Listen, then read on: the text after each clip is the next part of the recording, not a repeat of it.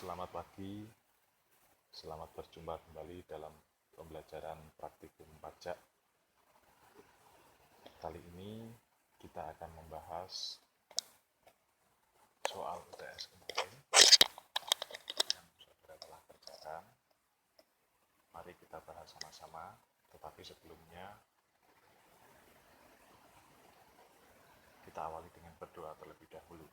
Mudah-mudahan apa yang kita pelajari dapat bermanfaat bagi kita semua. Berdoa dipersilahkan.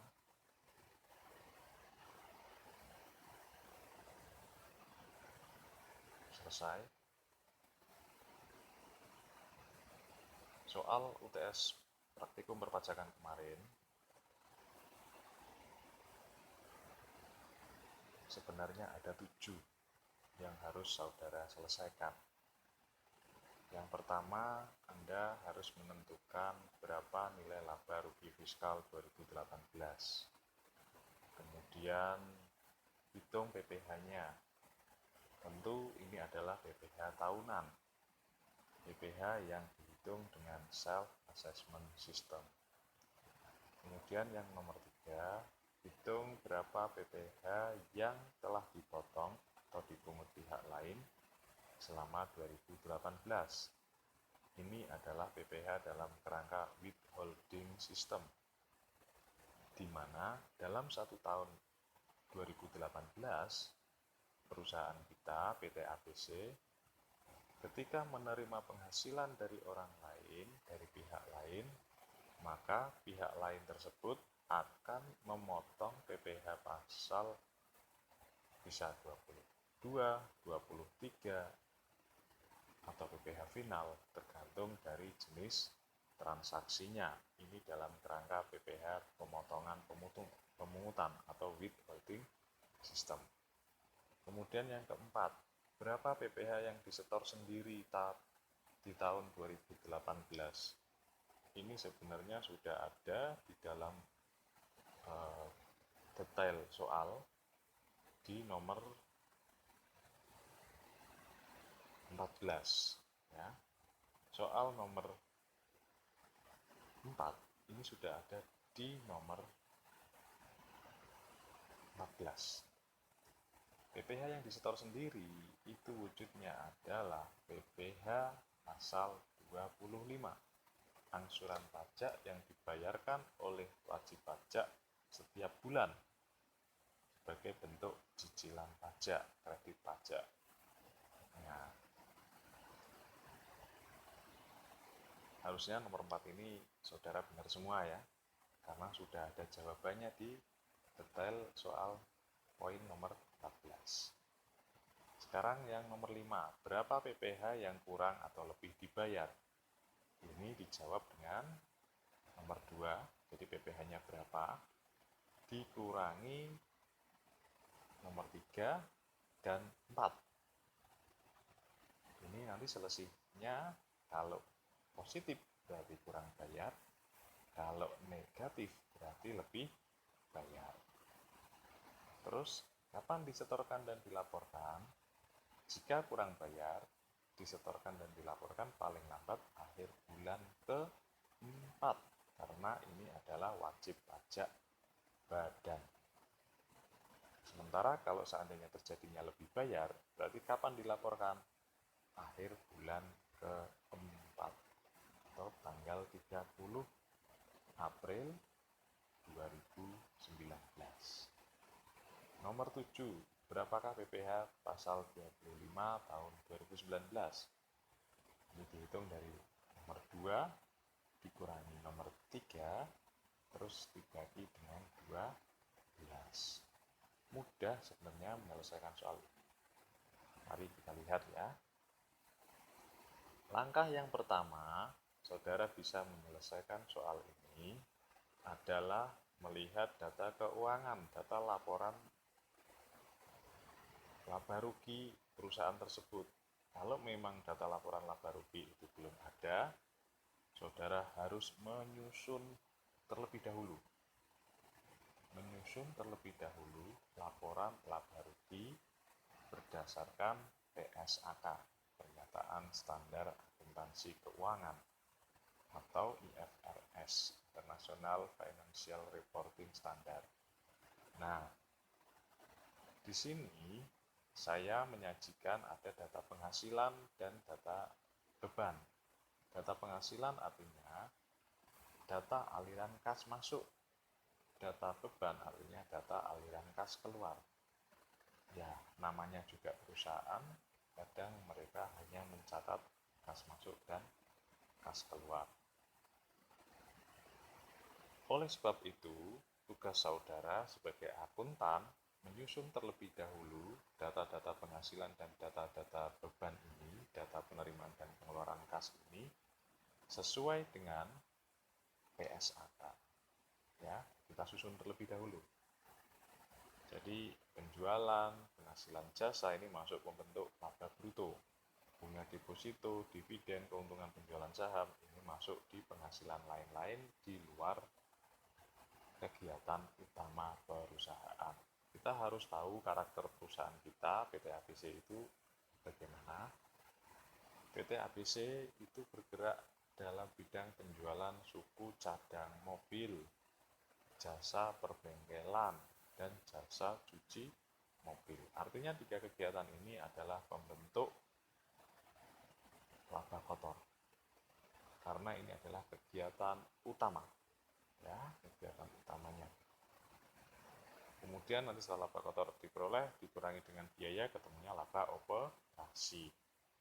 Setelah ditambahkan komponen penghasilan dan beban lain, baru diperoleh laba sebelum pajak atau rugi sebelum pajak. Mari kita lihat bagaimana laporan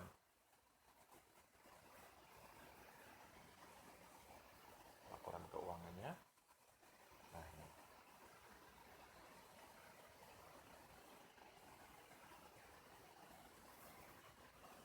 Oke. Ini ya. Dalam menyusun laporan keuangan, ya, Anda harus melihat format baku laporan keuangan. Dalam hal ini saya fokus ke laporan laba rugi. Karena memang yang kita butuhkan dalam menghitung pajak adalah laba fiskal, penghasilan kena pajak. Kita awali dari membuat judul, laporan laba rugi, nama perusahaannya, periodenya, kemudian satuan mata uangnya, dalam rupiah, dalam dolar, dalam ribuan rupiah, atau dalam jutaan rupiah. Silahkan saudara bisa menggunakan mana yang lebih nyaman. Sesuai soal tadi, itu kita susun ya. Kita susun ulang. Mulai dari penjualan komponen mobil, ditambah dengan penghasilan jasa perbengkelan dan cuci motor, dikurangi pembelian barang dagangan, ketemulah laba kotor. 10 miliar ditambah 1,5 miliar dikurangi 8 miliar, ketemu 3,5 miliar laba kotor. Kemudian beban-beban kita kelompokkan dalam satu kelompok ya, beban gaji, beban penyusutan aktivitas tetap, beban sewa gudang, beban transportasi, dan sebagainya. Terakhir beban lain-lain. Total beban kita jumlahkan, ketemu 1.900.000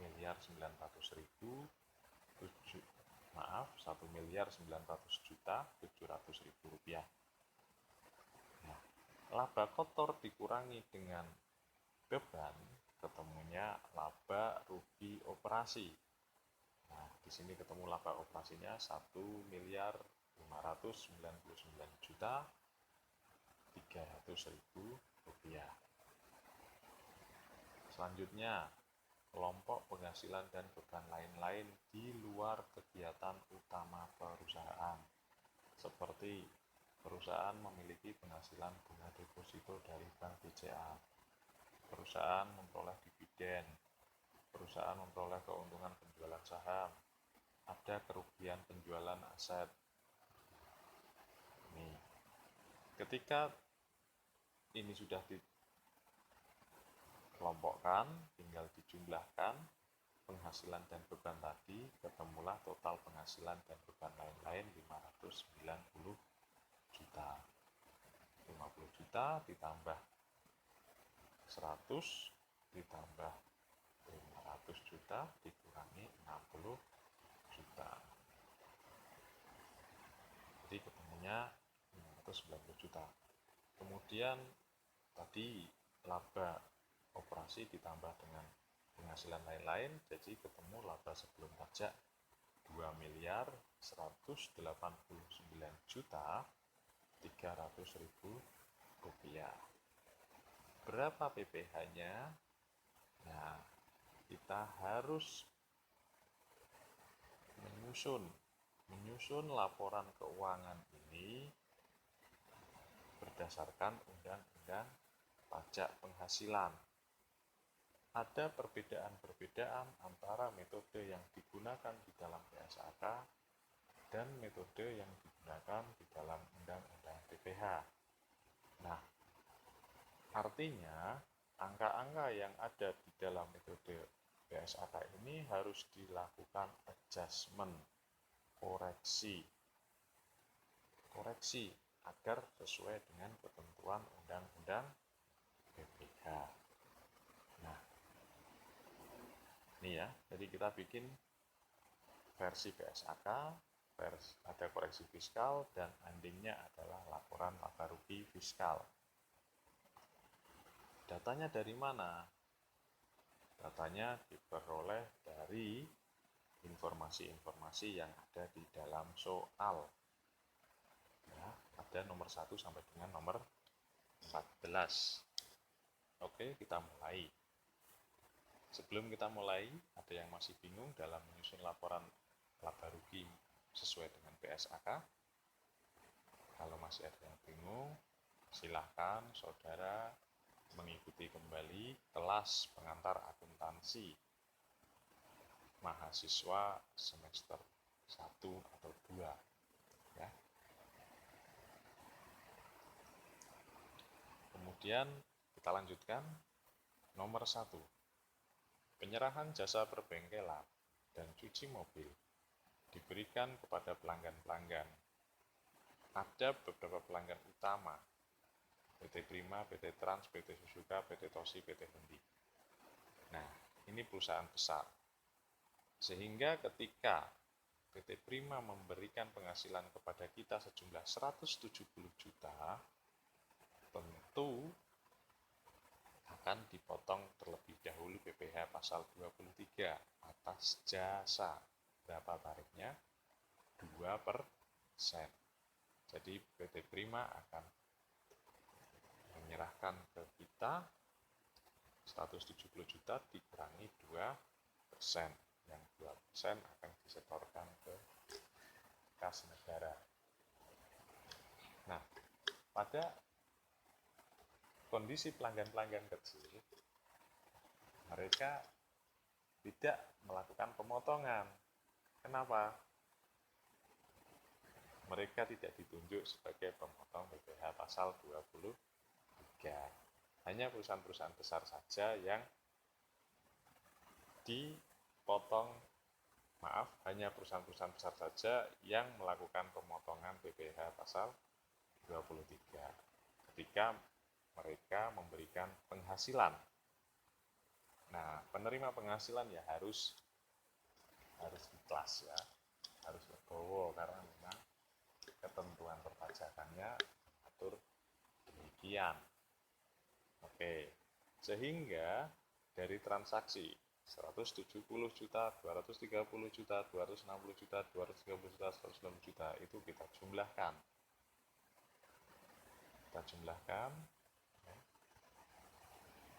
Kita jumlahkan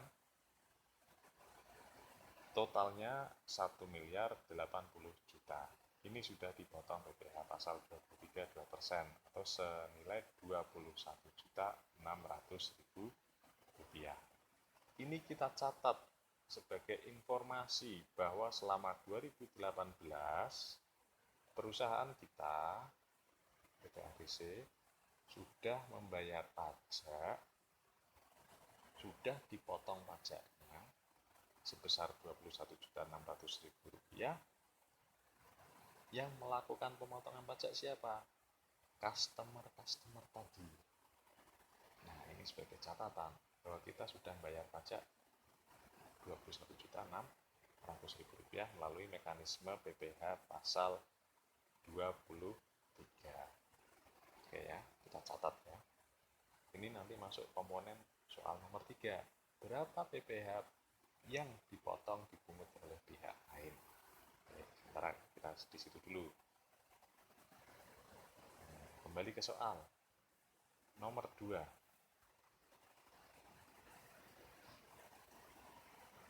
Dari seluruh pembelian barang dagangan, ini ada impor, ada yang impor, di mana ada sejumlah nilai impor 4 miliar, itu sudah dikenakan bea masuk, PPh pasal 22 dan PPN impor.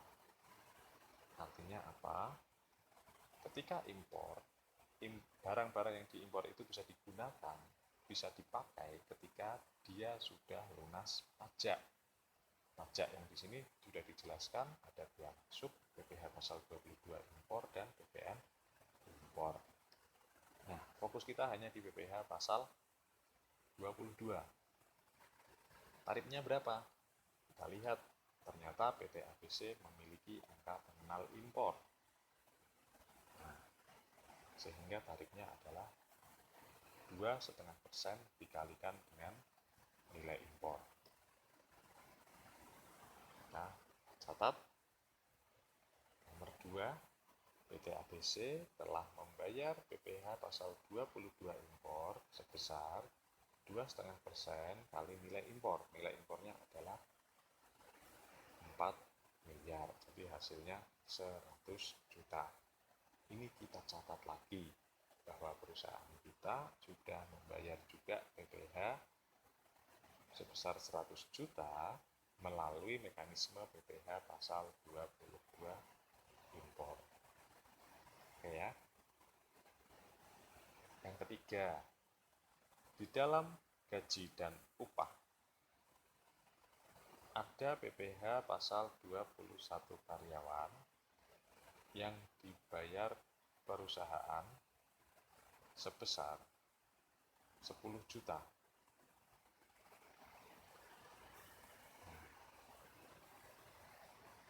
Nomor 3 ya. Ini harus dilakukan koreksi. PPh pasal 21 karyawan ini kewajibannya karyawan, kewajibannya penerima penghasilan. Jadi ketika perusahaan itu menanggung, maka ini tidak boleh menjadi beban bagi perusahaan. Bisa dipahami ya? PPh pasal 21 karyawan itu adalah kewajibannya karyawan. Kemarin sudah kita jelaskan. Ketika karyawan memperoleh gaji 10 juta, sebagai contoh misalnya, karyawan memperoleh gaji 10 juta, apakah yang ia terima itu 10 juta? Tidak, tentu dipotong PPh pasal 21 dulu. Sehingga seandainya misalnya PPh pasal 21-nya itu senilai Rp200.000, maka yang diterima karyawan hanya Rp9.800.000. Artinya Rp200.000 ini adalah uangnya karyawan. Karyawan membayar pajak melalui pemberi penghasilan, melalui pemotong pajak, pemberi kerja, pemberi penghasilan. Nanti pemotong pajak ini akan melakukan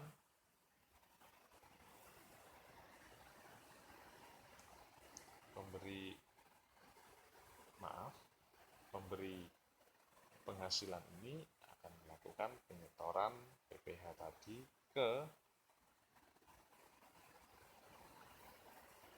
kas negara. Baik, kita lihat ya pencatatannya bagaimana. Jadi dilakukan koreksi. Atas gaji dan upah, ini tadinya 1.275.000.000 dikurangi 10 juta, jadi yang menjadi beban tinggal 1.265.000.000. Gitu ya. Jadi bebannya berkurang. Labanya berarti meningkat. Ada 10 juta yang tidak boleh menjadi beban. Oke. Sekarang nomor 4. Daftar aset tetap perusahaan. Ada tanah, bangunan, mobil dinas, meja, kursi, almari. Tanah tidak dilakukan penyusutan. Bangunan kelompok permanen, berarti masa manfaatnya adalah 20 tahun. Mobil dinas kelompok 2, masa manfaatnya 8 tahun. Meja, kursi, dan almari kelompok 1, masa manfaatnya 4 tahun. Diperoleh tahun 2015-2016, sekarang posisinya soal adalah tahun 2018, jadi masih dalam masa penyusutan. Kemudian di situ ada keterangan mobil dinas dibawa pulang karyawan. Artinya penyusutan atas mobil dinas hanya diperkenankan 50% saja. Gitu ya. Kita lihat perhitungannya.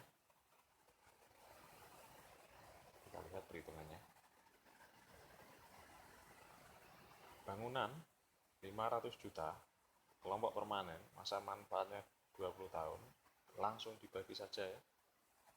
Dibagi.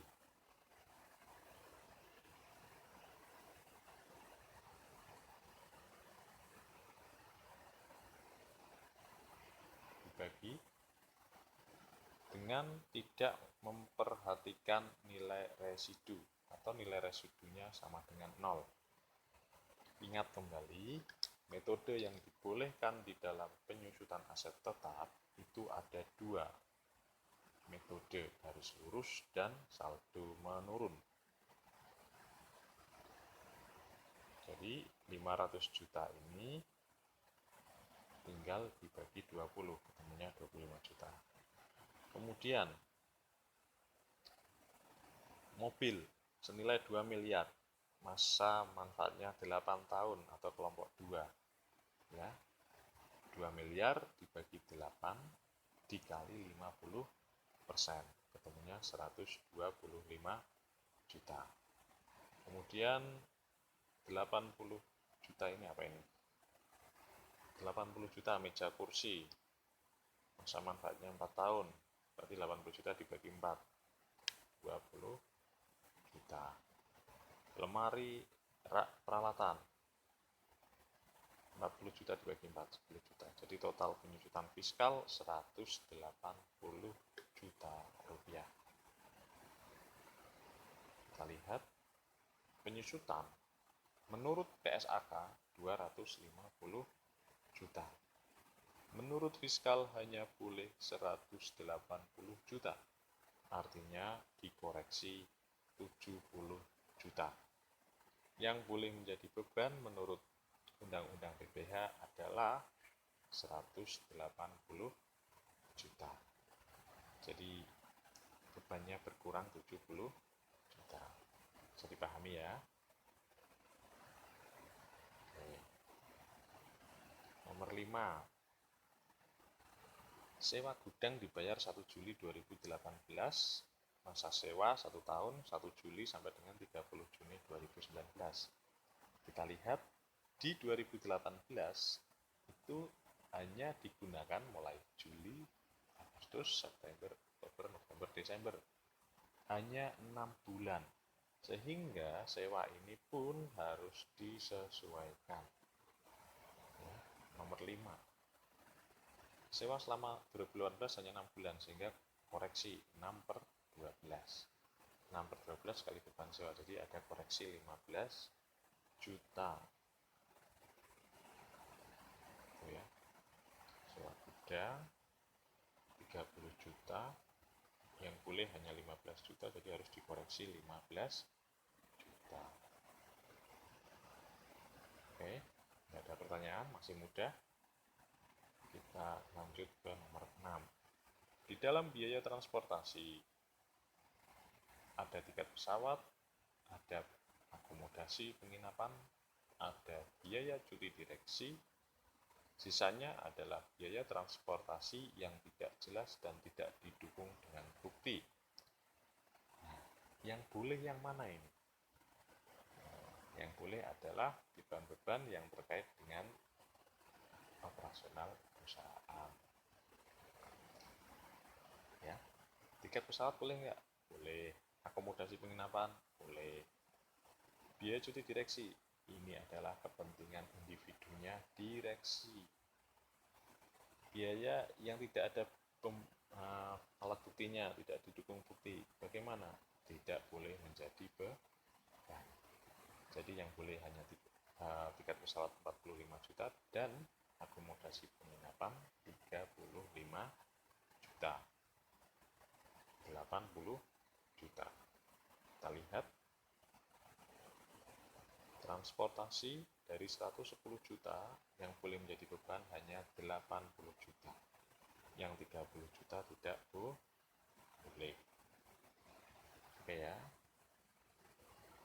Biaya fasilitas di dalamnya ada biaya fasilitas mes karyawan.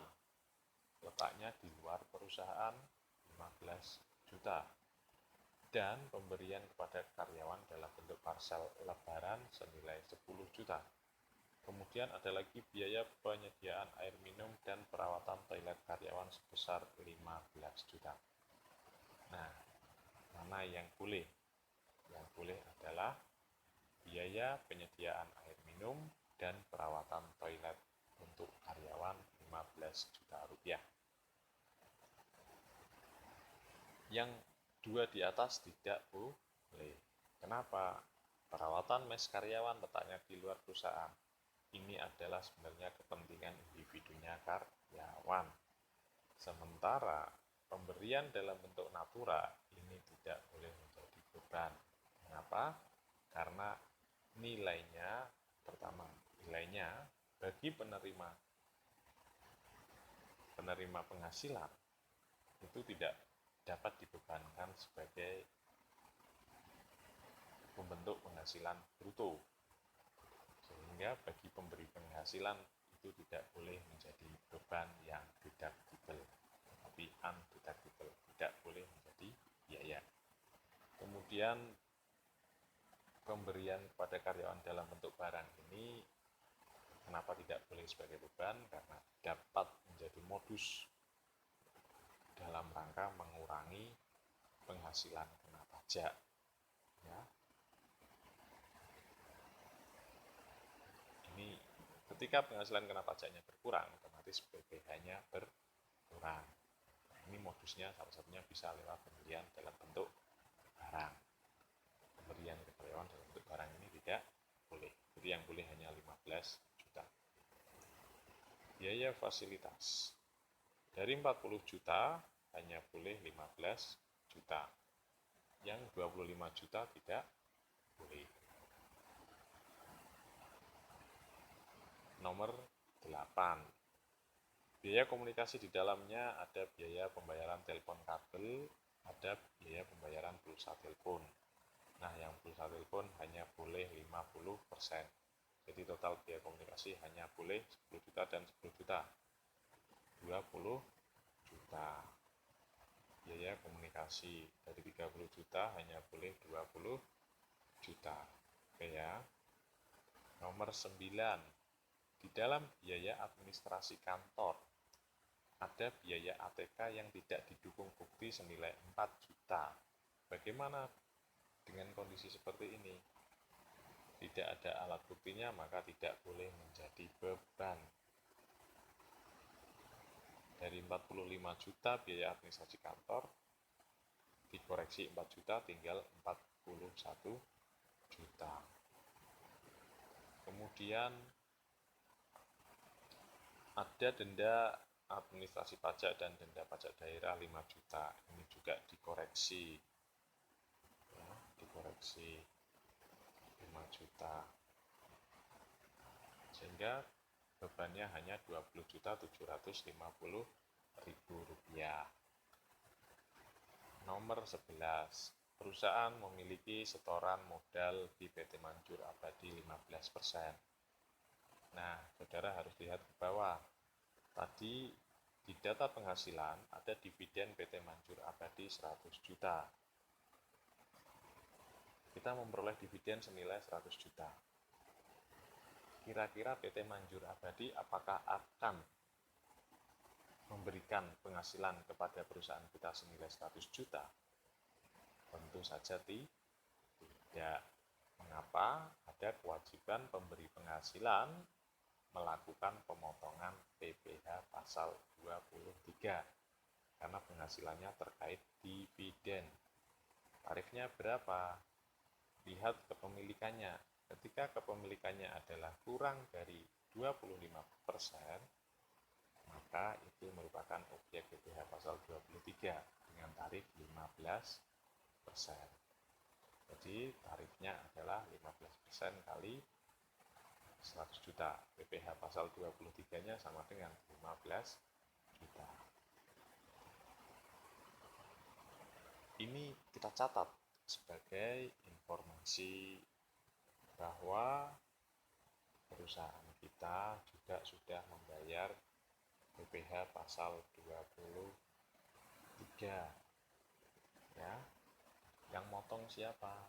Yang memungut siapa? PT Manjur Abadi selaku pemberi penghasilan. Sehingga PPh pasal 23-nya 15% kali 100 juta, tadi kita hitung ya, 15 juta. Kita catat. Nanti ini untuk menjawab, ini bagian dari jumlah pajak yang sudah dipotong oleh pihak lain. Oke. Next, nomor 12. Sebelum masuk ke nomor 12. Dividen dari PT Manjur Abadi apakah PPh pasal 23-nya bersifat final? Ini tidak final ya. Yang terkait dividen itu PPh-nya menjadi final ketika yang menerima dividen adalah orang pribadi. Ketika yang menerima bukan orang pribadi, PPh-nya tidak final. Next, nomor 12. Keuntungan penjualan saham dilakukan di transaksi di Bursa Efek Indonesia senilai 500 juta. Nah, keuntungan penjualan saham atas transaksi di Bursa Efek Indonesia ini masuk dalam PPh pasal 4 ayat 2 atau PPh final. Sehingga nilai 500 juta ini harus dikeluarkan dari laporan keuangan berdasarkan PSAK. Kita lihat. Secara PSAK boleh itu dicatat sebagai penghasilan. Ini ya, keuntungan penjualan saham. 500 juta dicatat.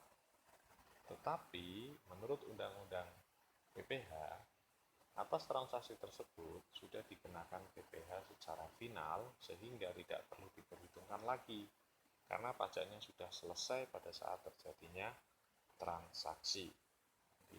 Dikoreksi negatif 500 juta sehingga menurut Undang-Undang PPh keuntungan penjualan sahamnya menjadi 0. Tidak perlu diperhitungkan.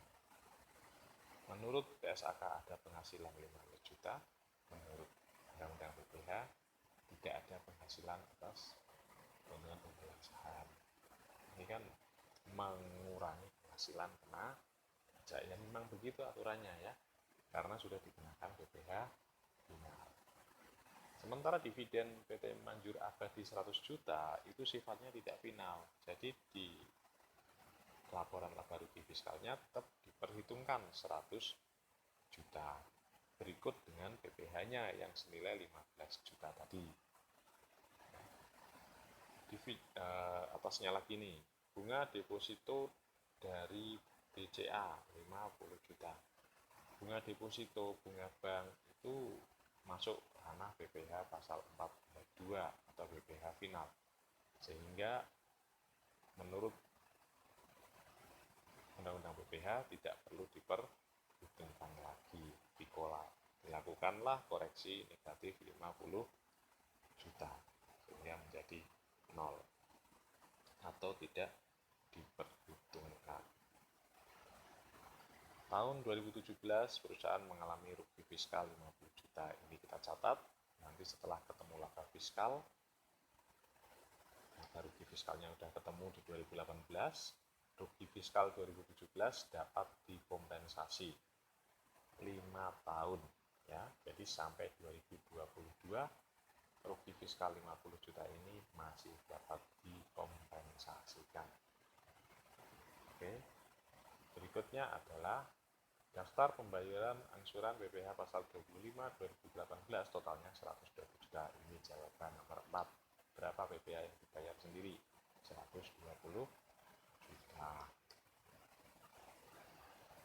Oke, kita selesaikan, kita finishing laporan keuangan tadi menjadi laporan laba rugi fiskal.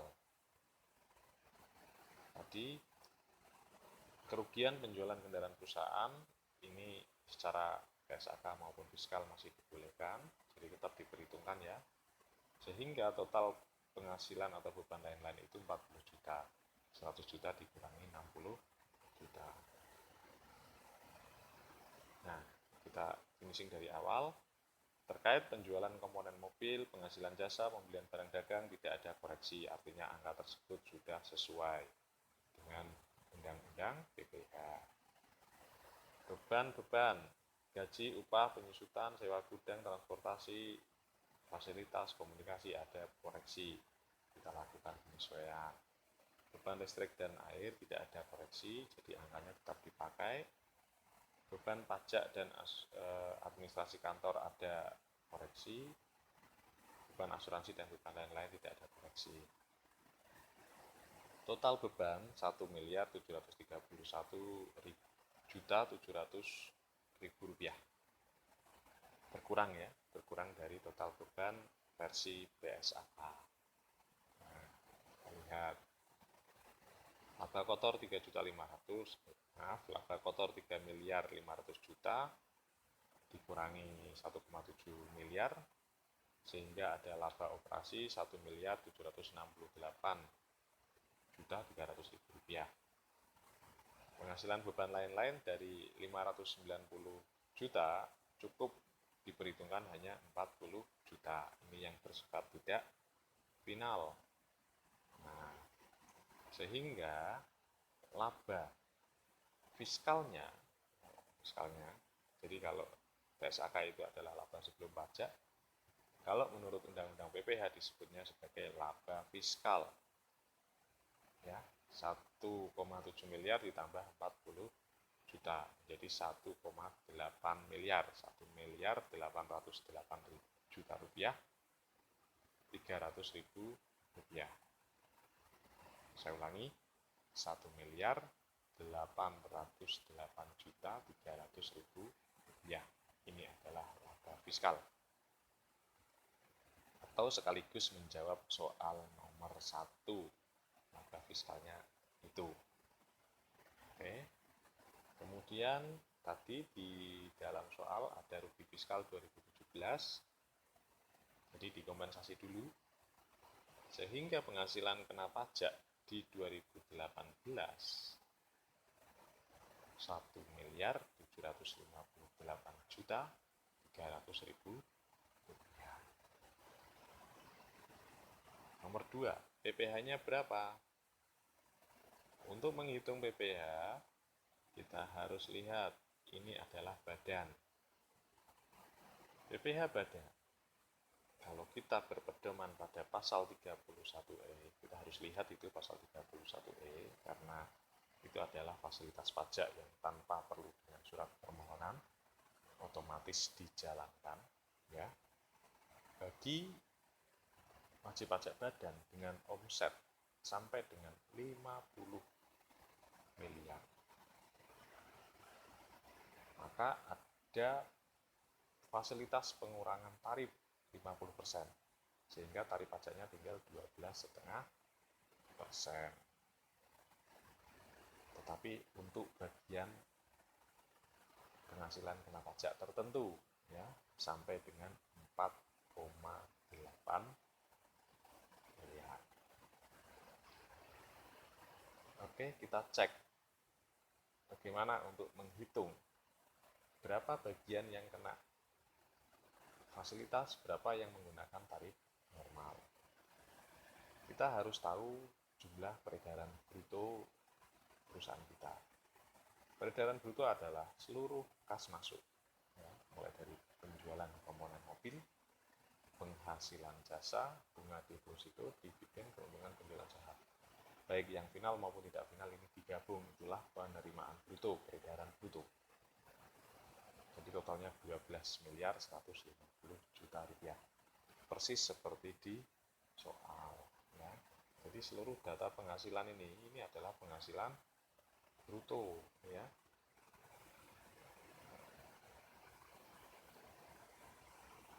Berapa PPh yang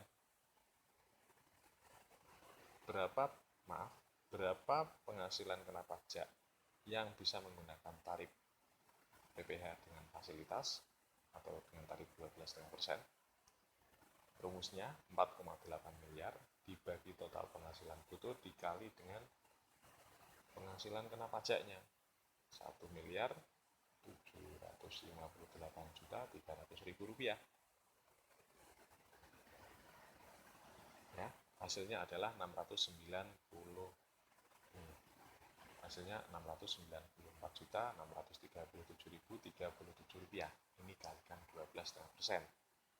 Hasilnya 86 juta 829.630. Tarif fasilitas pengurangan 50%. Kemudian sisanya itu menggunakan tarif normal 25%. Jadi 1,7 miliar dikurangi 694 juta. Ketemunya 1 miliar 63 juta, ini kali 25%, ketemu 265 juta. Sehingga total PPh terutang 352.745.370.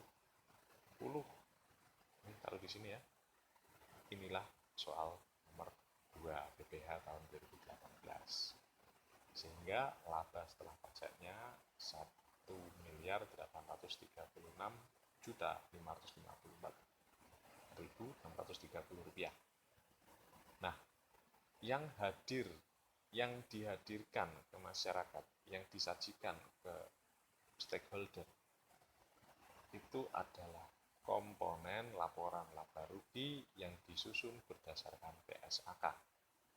Tetapi bagaimana memperoleh angka 352 juta, bagaimana memperoleh PPh-nya, tidak disajikan untuk publik. Ya. Koreksi fiskal dan laporan laba rugi fiskal ini tidak disajikan untuk konsumsi publik. Jadi tahu-tahu ini loh PPh-nya, tetapi proses mencarinya seperti itu. Oke ya, nomor 1 sudah terjawab. Sekarang nomor 2 sudah. Nomor 3, berapa PPh yang dipotong dipungut pihak lain selama 2018? Tadi di awal kita mencatat kita dipotong PPh 23 jasa 21.600.000 rupiah. Masih ingat ya? Nomor 1. Ini. Nomor 2. Ya.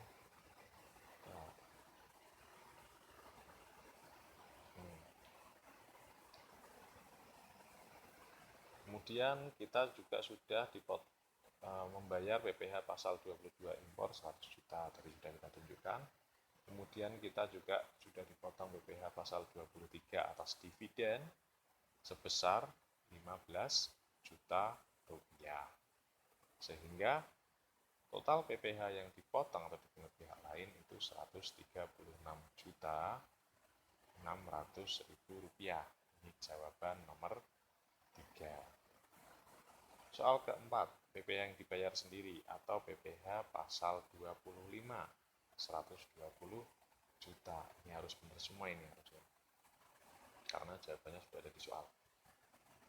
Sehingga nomor 5, PPh yang kurang atau lebih dibayar 352 juta dikurangi 136.600.000 rupiah dikurangi lagi 120 juta rupiah. Hasilnya 96.145.370 rupiah. Ini yang harus disetorkan sendiri oleh PT ABC. Kapan setor? Paling lambat 30 April 2019 sebelum lapor. dilaporkan paling lambat 30 April 2019 atau dalam bahasa undang-undangnya akhir bulan keempat setelah setelah tahun pajak berakhir. Nomor 6 ini Anda harusnya benar karena ini bukan soal hitungan. Tinggal menuliskan kapan tanggalnya. Ya. Tetapi saya lihat kemarin ada beberapa yang masih salah. Itu yang salah-salah tolong belajar kembali. Soal nomor 7, berapakah PPh pasal 25 tahun 2019? Gampang ya.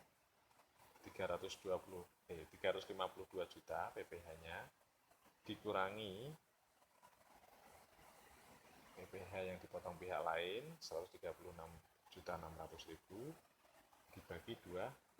Ini hasilnya 18 juta 12.114 rupiah. Kita menyelesaikan ini hanya dalam waktu 45 menit. Nah, begitu. Jika ada pertanyaan atau masih bingung, silakan diputar kembali videonya. Kalau masih tetap bingung, silakan ditanyakan ke saya melalui sarana yang sudah disediakan. Saya kira itu. Selamat beridul fitri. Minal aidin wal faizin. Mohon maaf lahir batin. Selamat pagi. Assalamualaikum warahmatullahi wabarakatuh.